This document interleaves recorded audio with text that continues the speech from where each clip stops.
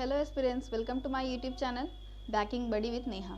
सो आज की इस वीडियो में हम इस टॉपिक के बारे में डिस्कस करेंगे कि जिन लोगों का प्रीलिम्स एग्जामिनेशन क्वालिफाई नहीं हुआ या फिर एसबीआई का मेंस एग्ज़ाम क्वालिफाई नहीं हुआ या फिर जिन लोगों के मेंस में कम अटैम्प्ट आए, तो अभी क्या है कि उन लोग को ऐसा लग रहा होगा कि मेरा क्वालिफाई नहीं हुआ और उन लोग काफ़ी सैड होंगे। ठीक है, तो ये वीडियो उन लोगों के लिए नहीं है जिनका मेंस क्वालिफाई हो गया है या मेंस में बहुत अच्छे अटेम्प्ट्स और वो इंटरव्यू के लिए तैयारी कर रहे हैं। ठीक है, तो वो इंटरव्यू की तैयारी करें और बहुत अच्छे से करें और अपना बेस्ट दें। ठीक है, लेकिन जिन लोगों को ये कन्फ्यूज़न है कि मैं तैयारी करूँ या ना करूँ, मुझे कुछ समझ में नहीं आ रहा है, ठीक है, मैं प्रीलिम्स नहीं निकाल पा रहा हूँ या मेंस नहीं क्वालिफाई कर पा रहा हूँ, तो जिन लोगों को इस तरह की दुविधा है तो उनके बारे में आज हम लोग डिस्कस करेंगे। और इसमें मैं पूरी अपनी स्टोरी बताऊंगी कि मैंने अपना सब कुछ कैसे किया, कैसे स्ट्रैटेजी पूरी बनाई, क्या मैं फेल हुई या नहीं हुई, क्या मैंने एक ही बार में सारे एग्जाम्स पास कर लिए।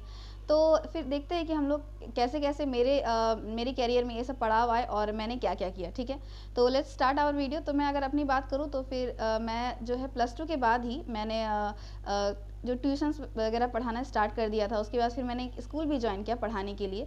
तो मैं साथ में ये ट्यूशन्स भी करती थी और फिर मैं अपना कॉलेज भी अटेंड करती थी। अपना ग्रेजुएशन जो मेरा केमिस्ट्री ऑनर्स है वो भी मैं कंप्लीट कर रही थी। ठीक है, तो 2016 से लेकर 2019 तक मेरा ग्रेजुएशन हुआ। 2019 में मैं ग्रेजुएट हुई। ठीक है, उसके बाद फिर मुझे लगा कि अब एक गवर्नमेंट ऑफिसर्स बनने का शौक मेरा शुरू से था। ठीक है, तो फिर मुझे लगा कि अब एग्ज़ाम्स देने चाहिए। उसके बाद फिर मैंने ऐसे क्योंकि सुबह 7 बजे से लेकर 1 बजे तक स्कूल्स, फिर 11 बजे मैं कॉलेज भी जाती थी। ठीक है, स्कूल से छुट्टी लेके फिर उसके बाद फिर ट्यूशन्स भी होते थे। तो एक 7 से लेकर 5 तक का मेरा डेली रूटीन पूरा फिक्स था। तो मैं उसमें तैयारी नहीं कर पाती थी कि कॉम्पिटिटिव एग्जाम्स की तैयारी मैं नहीं कर पाती थी। जो ग्रेजुएशन का है वो भी मैं बहुत मुश्किल से टाइम निकाल के पढ़ पाती थी। ठीक है, तो उसके बाद फिर लेकिन फिर भी था कि गवर्नमेंट ऑफिसर्स बनना है। ठीक है, तो उसके बाद फिर मैंने एसएससी सीजीएल का एसएससी सीएचएसएल का एग्ज़ाम दिया था। ठीक है, 18 ईयर्स जब मेरा हो गया था तब मेरा ग्रेजुएशन हुआ भी नहीं था, तो मैंने एसएससी सीएचएसएल का एग्ज़ाम दिया जो कि मैं क्वालिफाई नहीं कर पाई। फिर मैंने जब मेरा ग्रेजुएशन कंप्लीट हो गया तो फिर मैंने एसएससी सीजीएल का भी एग्ज़ाम दिया, जो वो भी मैं क्वालिफाई नहीं कर पाई, उसका प्रीलिम्स में मैं क्वालिफाई नहीं कर पाई थी। फिर एक आईपीएस आरआरबी पीओ का 2019 में मैंने एग्ज़ाम दिया क्योंकि मेरा ग्रेजुएशन कंप्लीट हो गया था और उस टाइम एलिजिबिलिटी 18 to 13 ईयर्स थी आरआरबी पीओ ऑफिसर स्केल 1 के लिए, जो शायद अभी भी है। तो उसमें मैंने अटेम्प्ट किया, तो वो भी मेरा प्रीलिम्स में मैं सिर्फ उस टाइम 35 क्वेश्चंस अटेम्प्ट करके आई थी आउट ऑफ 80। ठीक है, तो और हुआ क्या था कि ट्रेन में हम लोग जब वापस लौट रहे थे, मैं और मेरे पापा रांची गए हुए थे एग्ज़ाम देने के लिए। तो उसके बाद जब हम लोग ट्रेन में वापस लौट रहे थे तो फिर एक भैया थे, तो मैंने उनसे पूछा कि आपका कितना अटेम्प्ट रहा। हम लोगों ने बातचीत की कि आईपीएस आरआरबी का उनका भी एग्ज़ाम्स था, तो हम लोगों ने बातचीत की। तो मैंने उनसे पूछा आपका कितना अटेम्प्ट रहा, तो उन्होंने मुझे बताया कि मैंने 65 अटेम्प्ट किया है, उतना अच्छा नहीं गया एग्ज़ाम।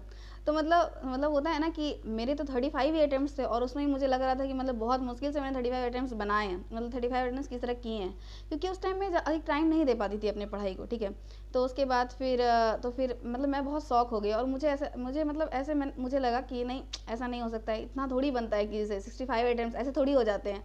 मुझे तो लगा कि उस टाइम ये व्यक्ति जो है झूठी बोल रहा है। ठीक है, उसके बाद फिर हम लोग घर आ गए। उसके बाद फिर 2020 मार्च में जब थोड़ी फाइनेंशियल प्रॉब्लम थोड़ी कम हुई, तो उसके बाद फिर मैंने डिसाइड किया कि मुझे ट्यूशन सभी पढ़ाने और मैं कोचिंग पढ़ाऊंगी, पर स्कूल को कंटिन्यू नहीं कर पाऊंगी। ठीक है, अगर मुझे अच्छे से प्रिपरेशन करना है तो। ठीक है, तो उसके बाद फिर 2020 मार्च में मैंने किसी और एग्ज़ाम की प्रिपरेशन स्टार्ट की। ठीक है, मैं फुली तैयार नहीं थी अभी कि मुझे बैंक की ही प्रिपरेशन करनी है। ठीक है, तो उसके बाद फिर मुझे 1-2 महीने प्रिपरेशन करने के बाद मुझे लगा कि शायद मैं इसके लिए तैयार नहीं हूँ। इस एग्जामिनेशन जो मैं अभी प्रिपरेशन कर रही हूँ उसके लिए शायद मैं तैयार नहीं हूँ और मुझे अभी देखना पड़ेगा कि क्योंकि मैंने एक जॉब छोड़ी थी ऑलरेडी और घर की फाइनेंशियल कंडीशन उतनी भी अच्छी नहीं थी कि मैं 4-5 साल तक तैयारी करती रहूँ और कुछ भी गवर्नमेंट जॉब और कुछ भी जॉब ना करूँ। ठीक है, तो फिर मुझे ये तो देखना पड़ेगा ना कि मैं कितनी जल्दी अपना अचीव कर लूँ। ठीक है, तो उसके बाद फिर मैंने अच्छे से अलग अलग लोगों से बातचीत करके उनका बैंकिंग में कुछ मेरे फैमिली के कुछ जो चाचा हैं फिर बुआ लोग हैं, तो उनसे मैंने डिस्कस करके मुझे ये समझ में आया। फिर मैंने सिलेबस देखा, जैसे प्रीवियस ईयर पेपर देखा, तो मुझे समझ में आया कि अगर मैं एक पर्टिकुलर टाइम देती हूँ इस एग्जामिनेशन में तो मैं इसको शायद क्लियर कर सकती हूँ। और चूँकि मेरा मतलब मैथ्स मैथ्स में मुझे मतलब अच्छा लगता था पढ़ने में भी और पढ़ाने में मुझे अच्छा लगता था, तो मुझे लगा कि ऐसा नहीं है मतलब मैथ्स जिनका नहीं है अच्छा वो नहीं कर सकते, लेकिन तभी मुझे लगा कि ठीक है मतलब मैं ट्राई कर सकती हूँ उसको, और मुझे मतलब सिलेबस वगैरह समझ में आ रहे थे कि ये सिलेबस है। कभी कभी क्या होता है ना कि सिलेबस ही समझ में नहीं आते, इतना बड़े बड़े सिलेबस रहते हैं, यूपीएससी जैसे सिलेबस मतलब समझ में ही नहीं आता है कभी कितना पढ़े और कहाँ से पढ़े। तो बैंकिंग मुझे इतना समझ में आया था कि मुझे कितना पढ़ना और कैसे पढ़ना है, एक प्रॉपर अमाउंट ऑफ टाइम अगर मैं देती हूँ और सेल्फ डिसिप्लिन मेंटेन करती हूँ तो शायद मैं इसको क्रैक कर सकती हूँ, ठीक है। तो फिर अब क्या हुआ कि मैंने जून 2020 से मतलब मैंने अपनी पढ़ाई स्टार्ट की, ठीक है। और अगस्त 2020 में आरआरबी का एग्ज़ाम था, तो मतलब तैयारी मैंने स्टार्ट की, और फिर मैं मेंस की तरफ मैं तैयारी कर ही नहीं पाई क्योंकि मुझे पता था कि 2 महीने में एग्ज़ाम है। तो फिर मेंस के बारे में मतलब मैं उतना सोच नहीं पाई, और मतलब मैं तो खुद से घर पे रह के ही पढ़ाई की, और ना ही कोचिंग इंस्टीट्यूट वगैरह में कभी मैं गई नहीं। तो इसीलिए जो यूट्यूब वगैरह से जो भी मुझे सजेशन मिलते गए, जो भी टीचर्स को मैंने फॉलो किया, उनको देख के मतलब मुझे तो फिर मुझे लगता था कि प्रीलिम्स की तैयारी करूँ कि फिर मेंस की तैयारी करूँ, टाइम भी मैनेज नहीं हो पा रहा क्योंकि मैं स्टार्टिंग में थी तो मुझे ज़्यादा पढ़ना पड़ेगा। और फिर तो इसलिए मैंने प्रीलिम्स की तैयारी करती गई, और फिर अगस्त में मेरा आरआरबी प्रीलिम्स का एग्जामिनेशन हुआ, ठीक है। तो उसमें आउट ऑफ 80 मैं 62 अटेम्प्ट करके आई। तो पिछले साल जो कि मैं 35 अटेम्प्ट करके आई थी, इस बार मैंने खुद 62 अटेम्प्ट किया, और इस बार मुझे विश्वास हो रहा था कि हाँ लोगों के अटेम्प्ट 65-70 भी हो सकते हैं, ठीक है। तो उसके बाद फिर मेरा आरआरबी प्रीलिम्स क्वालिफाई हुआ। अब यहाँ पे प्रॉब्लम ये आई थी कि जब आरआरबी प्रीलिम्स का मैंने एग्जामिनेशन दिया था, तो आपको याद होगा 2020 में या फिर अभी भी ये होता है कि एक आपको 5 मिनट्स दिए जाते हैं, उसमें आपको लिखना पड़ता है, उसमें आपको एक टेक्स्ट लिखना पड़ता है अपने एडमिट कार्ड के ऊपर, और उसको फिर सेव करना पड़ता है, और फिर सेव एंड सबमिट में क्लिक करना पड़ता है, ठीक है। आप सेव भी कर लेते तो वो चलता है, ठीक है। तो और उसके बाद मैंने उस टाइम क्या किया था प्रीलिम्स के एग्जामिनेशन में, हम लोग को जैसे सर ने बताया था, जो इन्विजिलेटर्स थे उन्होंने बताया कि आप सिर्फ सेव कर लीजिए और चेक बॉक्स पे टिक कर लीजिए, बस आपका हो जाएगा, ठीक है। तो मैंने उस टाइम वही किया, और जब वो लास्ट में होता है ना कि आपने क्या आंसर्स दिए, रीजनिंग में मतलब कितना अटेम्प्ट किया, फिर मैथ्स में कितना अटेम्प्ट किया, तो उसमें लिखा रहता है कि जो कंपलसरी वाला क्वेश्चन था वो उसमें मेरा नो लिखा हुआ था। तो मुझे लगा कि मैंने जो वो हैंड राइटिंग सैम्पल वो लिखना था उसमें तो मैंने सबमिट नहीं किया था, तो अब मेरा वो मतलब एग्ज़ाम मेरा कैंसिल हो जाएगा, ठीक है। अब मैं घर आके मेरा एग्ज़ाम अच्छा गया था, 62 अटेम्प्ट थे और वो भी एक्यूरेसी के साथ। तो अब मुझे कायदे से मेंस की तैयारी करनी चाहिए थी, ठीक है। लेकिन अब मैं यही सोच रही हूँ कि मेरा सबमिट नहीं हुआ है, मेरा एग्ज़ाम तो कैंसिल हो जाएगा, मैं तैयारी कर रही हूँ कोई लाभ नहीं है, मतलब दिन भर मैं झूठ मूठ की चीज़ों में हर जगह से मैं पूछ रही हूँ, अलग अलग यूट्यूब प्लेटफॉर्म्स में मैं पूछ रही हूँ कि सर ये ऐसे हो गया, क्या मेरा नंबर काउंट होगा, ये वो मतलब मैं पूछ रही हूँ, ठीक है।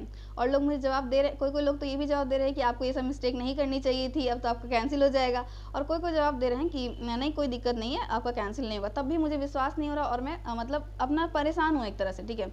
तो उसके बाद फिर क्या हुआ कि फिर मेंस का एग्ज़ाम आया, और मेंस में मेरी तैयारी उतनी अच्छी नहीं हो पाई क्योंकि मतलब मैं तो इसी सब में हाँ प्रीलिम्स का रिजल्ट आया तो उसके बाद फिर मुझे लगा कि अच्छा हाँ मतलब मेरा सेव और सबमिट जो हो गया था, और फिर मतलब फिर मैं मेंस की तैयारी स्टार्ट की। पर तब तक तो बहुत देर हो चुकी थी क्योंकि प्रीलिम्स का एग्जामिनेशन और मेंस के मतलब प्रीलिम्स का एग्जामिनेशन और रिजल्ट के बीच में टाइम था 2020 में, क्योंकि एक फेज़ और आपका एग्जाम हुआ था, ठीक है। और बहुत ज़्यादा टाइम था और उसमें मैंने अच्छे से तैयारी नहीं की थी, ठीक है। तो उसके बाद फिर मेंस का फिर एग्ज़ाम हुआ, उसमें क्या हुआ कि मतलब मैंने तैयारी तो की पर वो तैयारी नहीं कर पाई जितनी तैयारी मुझे करनी चाहिए थी। और जीए को भी मैं स्टार्टिंग से लेके नहीं चली, लास्ट मोमेंट में मतलब लास्ट के 15 to 20 डेज में मैंने जीए को कवर किया जितना कर सकती थी, ठीक है। तो आईपीएस आरआरबी पीओ मेंस का मैंने एग्जामिनेशन दिया, और मतलब क्वालिफाई नहीं हुआ क्योंकि मेरी तैयारी अच्छी नहीं थी और इसमें मेरी ही गलती थी, और क्वालिफाई मैं नहीं कर पाई। और फिर तो वो आईपीएस आरआरबी मतलब नहीं क्वालिफाई होगा। अगर आईपीएस पीओ की बात करें तो उसमें मैं प्रीलिम्स ही क्वालिफाई नहीं कर पाई क्योंकि मैंने उसमें इंग्लिश सेक्शन में ज़्यादा ध्यान नहीं दिया था, क्योंकि आरआरबी पीओ में मैंने रीजनिंग और मैथ्स तो अच्छे से किए थे आरबी पीओ के लिए, लेकिन इंग्लिश को मैंने उतना अच्छे से नहीं पढ़ा था, इसलिए आईपीएस पीओ भी प्रीलिम्स भी क्वालिफाई नहीं कर पाई। और आईपीएस क्लर्क की बात करें, यही 3 एग्जामिनेशन मैंने 2020 में फिल किए थे, और आईपीएस क्लर्क की बात करें तो उसका मैंने प्रीलिम्स क्वालिफाई किया और उसका भी मेंस में क्वालिफाई नहीं कर पाई, ठीक है। और अब एक एग्जामिनेशन आता है ईसीजीसी पीओ का examination, export credit guarantee corporation, ठीक है।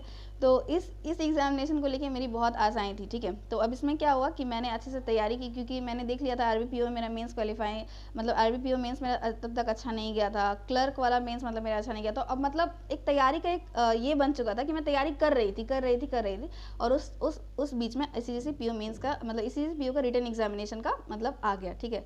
और रिटन एग्जामिनेशन में जो क्वेश्चन था वो मेंस लेवल का नहीं था, प्रीलिम्स और मेंस के बीच का लेवल था जितनी मेरी तैयारी थी, ठीक है। है। तो मेरा एससीजीसी पीओ का एग्ज़ाम अच्छा गया और मैंने बहुत एक्यूरेसी के साथ, जो गलती मैंने आईपीएस आरआरबी पीओ और आईपीएस क्लर्क में की थी, मैंने ये गलती की थी 2020 में कि मैं एक्यूरेसी मेंटेन नहीं करती थी मेंस में। मतलब आंसर अगर थोड़ा लग भी रहा है कि हाँ ये हो सकता है तो मैं उसको लगा देती थी, मतलब बहुत एक्यूरेसी के साथ मैंने नहीं बनाया था और इस कारण से मेरा नेगेटिव मार्किंग हुआ था। ठीक है, एससीजीसी पीओ में मैंने ये गलती नहीं की। मैंने जितना भी अटेम्प्ट किया वो बहुत ही एक्यूरेसी के साथ किया और फर्स्ट टाइम मैंने एससीजीसी पीओ में डिस्क्रिप्टिव दिया था और वो भी मतलब अच्छा ही दिया। ठीक है, तो उसके बाद फिर क्या हुआ कि एससीजीसी पीओ मतलब दे दिया और मतलब अब इसमें क्या था कि टोटल 67 कैंडिडेट्स का सिलेक्शन हुआ था फाइनल रिजल्ट में और लगभग 297 कैंडिडेट्स जो रिटन एग्जामिनेशन में क्वालिफाई करके आने थे।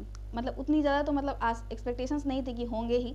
ठीक है, लेकिन फिर क्या हुआ कि एससीजीसी पीओ का रिजल्ट निकला और मैं क्वालिफाई हो गई एंड मतलब बहुत अच्छा लग रहा था कि एससीजीसी पीओ मतलब मेरा क्वालिफिकेशन हो गया और सबको घर में बहुत अच्छा लग रहा था। हुआ क्या कि जो पेरेंट्स थे मेरे, उन्होंने रिलेटिव्स लोग को भी बता दिया कि हाँ ये एससीजीसी पीओ में क्वालिफिकेशन मीन्स में मतलब रिटन एग्जामिनेशन क्वालिफिकेशन हो गया।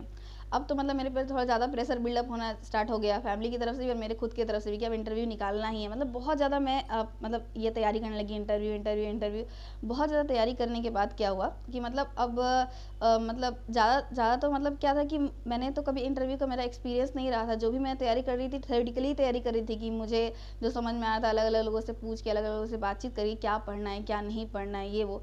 और मतलब ये समझ मतलब उसके बाद फिर क्या हुआ कि मैं इंटरव्यू देने गई, उसमें मतलब उतना ज़्यादा मैं कॉन्फिडेंट नहीं थी कि जितना ज़्यादा कॉन्फिडेंट मुझे होना चाहिए था उतना ज़्यादा कॉन्फिडेंट नहीं थी। कुछ गलतियाँ की मैंने इंटरव्यू में, जैसे कि जो क्वेश्चन मुझे नहीं आता था उसको भी मैंने अटेम्प्ट करने की कोशिश की और जो जिस तरह से मैं जवाब दे रही थी, अगर मुझे इंग्लिश नहीं आ रही है तो भी मैं इंग्लिश में देने की उसको कोशिश कर रही हूँ। जो मुझे होता है ना कि आप गलत तरह के लैंग्वेज में आप बोल रहे हैं, तो उससे क्या हुआ कि मतलब इंटरव्यू तो मैंने दे दिया पर मुझे अपने आप में लग रहा था कि पता नहीं कैसा गया है, उन लोग कैसा मार्क्स देंगे। अब ये भी नहीं पता है कि कैसे इंटरव्यू से मार्क्स मिलता है। ठीक है, तो उसके बाद फिर क्या हुआ एससीजीसी पीओ मतलब इतना ज़्यादा मतलब ये था कि नहीं होना ही चाहिए, इसमें होना ही चाहिए। तो उसके बाद फिर क्या हुआ जब एससीजीसी पीओ का रिजल्ट आया तो वो भी मेरा नहीं हुआ और फिर मतलब मुझे लगा कि अरे क्या हो रहा है, मतलब हो ही नहीं रहा है। फिर भी मैं निराश नहीं हुई। ठीक है, उसके बाद फिर क्या हुआ कि मुझे लगा कि मुझे तो करना ही है, कि नहीं करने से तो काम चलेगा ही नहीं ना। मेरा इंटरव्यू में मेरा फाइनल सिलेक्शन नहीं हुआ। अगर 2020 की बात करें तो मैंने एसबीआई पीओ का एग्जामिनेशन में मैंने फॉर्म फिलअप नहीं किया था क्योंकि मेरा तभी एज कंप्लीट नहीं हुआ था 21 ईयर्स, तो मैंने फिलअप नहीं किया। उसके बाद फिर अब क्या हुआ कि 2021 में मैंने आईपीएस आरआरबी पीओ का फॉर्म फिलअप किया, फिर IPS RRB office assistant, IPS PO, IPS clerk और एसबीआई पीओ, क्योंकि अब मैं एलिजिबल हो गई थी सबके लिए, तो मैंने फॉर्म फिलअप किया। ठीक है, तो अब मतलब इतनी मेहनत करने के बाद तो मतलब मेरा प्रीलिम्स तो मतलब मेरे लिए बहुत इजी हो गया था कि मतलब मुझे ऐसा था कि प्रीलिम्स के पहले मैं ज़्यादा थोड़ा सा भी अगर तैयारी करती हूँ तो वो बस को फ्रेश अप करना था। मतलब मुझे सिर्फ मॉक्स देती थी, मॉक्स क्योंकि अब इस साल मतलब मैं अपना वेस्ट नहीं कर सकती थी, मुझे ऐसा लगता था। ठीक है, उसके बाद फिर मैंने आईपीएस आरआरबी पीओ दिया, फिर आईपीएस आरआरबी असिस्टेंट दिया, इसका मैंने प्रीलिम्स भी क्वालिफाई किया, फिर मेंस भी क्वालिफाई किया। फिर इस साल का जो आईपीएस पीओ प्रीलिम्स था वो भी मैंने क्वालिफाई किया और फिर आईपीएस पीओ मेंस का एग्ज़ाम जो कि मैंने आपको एनालिसिस भी बताया है वो मैं दे के आई हूँ। फिर एसबीआई पीओ प्रीलिम्स का भी एग्जामिनेशन फिर मैंने क्वालिफाई किया और एसबीआई पीओ मेंस भी क्वालिफाई किया। ठीक है, तो ये सब जो पूरी की पूरी जर्नी रही, ये सब मैं आपको इसलिए नहीं बता रही हूँ कि मैंने मतलब क्या क्या क्वालिफाई किया, ये सब मैं आपको ये बता रही हूँ कि मैंने क्या क्या क्वालिफाई नहीं कर पाई। ठीक है, और ऐसा नहीं है कि मतलब मैंने अचानक सब कुछ क्वालिफाई करना शुरू कर दिया।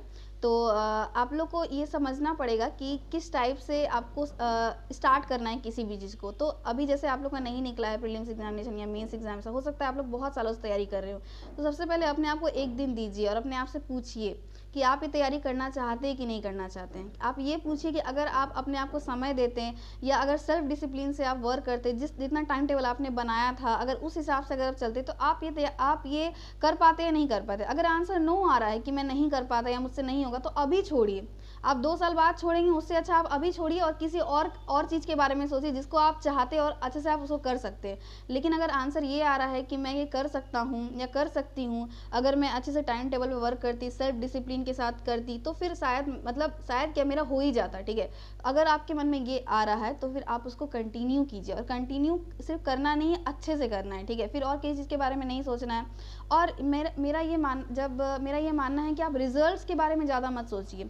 जैसे कि आपने देखा होगा कि मैंने जो 2020 का मैंने आरआरबी पीओ के प्रीलिम्स के बाद वाला समय जो मैंने वेस्ट किया है वो सिर्फ इसी आशा में वेस्ट किया है कि मेरा सबमिट हुआ या नहीं हुआ, मतलब झूठ मूठ का चीज़ में मैंने वेस्ट किया। तो हम लोग ऐसे झूठ मूठ का चीज़ में बहुत टाइम वेस्ट कर देते हैं, और इतना टाइम वेस्ट कर देते हैं कि जो हमारा एक्चुअल में जहाँ हम इफेक्ट डाल सकते हैं, प्रिपरेशन में जहाँ हम अपना काम कर सकते हैं, वो हम नहीं कर पाते। ठीक है, तो रिजल्ट्स के बारे में बहुत ज़्यादा मत सोचिए, अपने प्रिपरेशन को ध्यान दीजिए। इसी से पीओ का जब मेरा इंटरव्यू का रिजल्ट नहीं आया तो मतलब मुझे ऐसा लगा कि अब मुझे रिजल्ट के बारे में सोचना ही नहीं है। ठीक है, और तब मैं सिर्फ प्रिपरेशन करती गई, प्रीलिम्स का प्रिपरेशन, चाहे मेंस का प्रिपरेशन, चाहे इंटरव्यू का प्रिपरेशन, कि मैंने अब सोच लिया कि अब मुझे रिजल्ट्स को नहीं देखना है, मुझे सिर्फ अब प्रिपरेशन करनी है।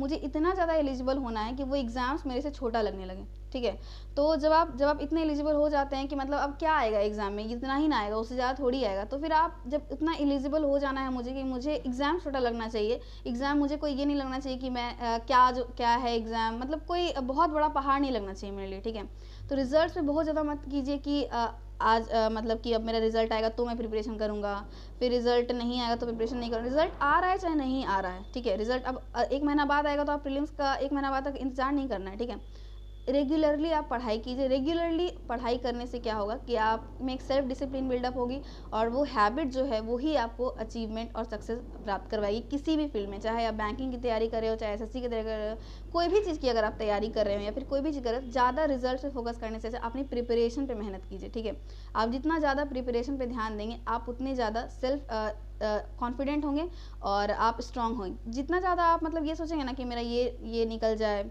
वो निकल जाए, तो फिर आपको क्या होगा, आप उतना ही वीक होते जाएंगे। लेकिन आप जब अपनी प्रिपरेशन की तरफ फोकस करते हैं कि मैं ये इतना इतना मतलब मैं पजल आज 14 मिनट में सॉल्व कर रहा हूँ, तो मैं इतना मतलब मुझे स्ट्रांग बनना है कि मैं 1 महीने बाद पजल 7 मिनट में सॉल्व करने लगूँगी, फिर मुझे 4 मिनट में सॉल्व करने लग, तो आप अपने आप में स्ट्रांग बनेंगे, अपने आप में कॉन्फिडेंट बनेंगे। ठीक है, फिर कोई एग्जाम आपको पहाड़ नहीं लेगा। लेकिन आप सिर्फ यही देखते रहें कि ये रिजल्ट निकल जाए, मतलब गलती से निकलने वाला रिजल्ट तो फिर वो निकलता है या नहीं निकलता है, कोई फ़र्क नहीं पड़ता है। ठीक है ना, तो बस यही कहना था मुझे आज के इस वीडियो में।